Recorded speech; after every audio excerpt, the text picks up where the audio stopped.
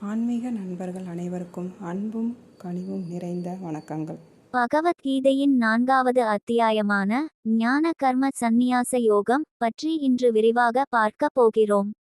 இந்த அத்தியாயத்தில் பகவான் கிருஷ்ணர் தனது அவதார ரகசியத்தை, கர்மத்தின் உண்மையை, ஞானத்தின் மகிமையை, குருவின் அவசியத்தை அர்ஜுனனுக்கு விளக்குகிறார். கிருஷ்ணர் கூறும் பழமையான யோகம்.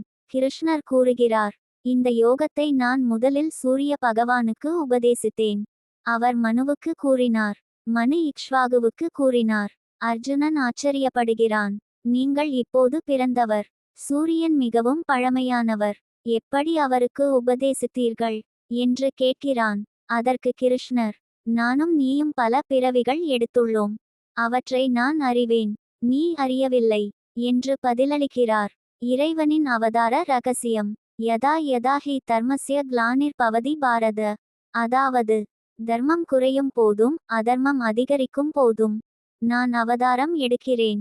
இறைவன் அவதாரம் எடுப்பதன் காரணங்கள்: நல்லவர்களை காப்பாற்ற, தீயவர்களை அழிக்க, தர்மத்தை நிலைநாட்ட.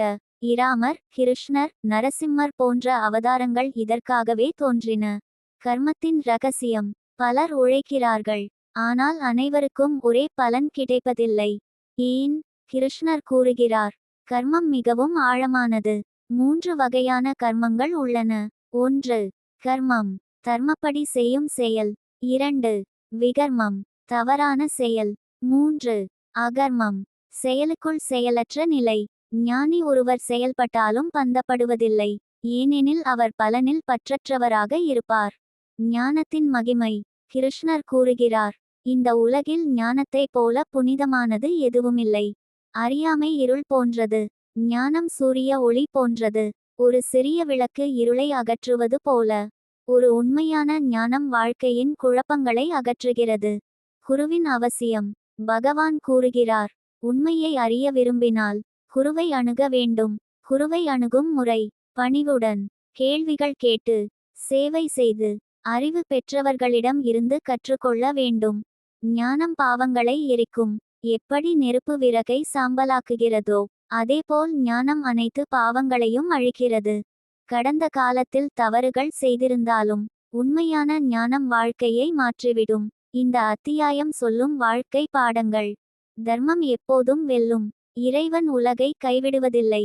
பலனில் பற்றில்லாமல் கடமையை செய்ய வேண்டும். உண்மையான ஞானம் வாழ்க்கையை உயர்த்தும். நல்ல குருவின் வழிகாட்டுதல் அவசியம். ஆன்மீக அறிவு மன அமைதியை தரும். முடிவுரை. பகவத்கீதையின் 4வது அத்தியாயம் நமக்கு கூறுவது: ஞானம் இல்லாத வாழ்க்கை இருளானது, ஞானம் பெற்ற வாழ்க்கை ஒளிமயமானது.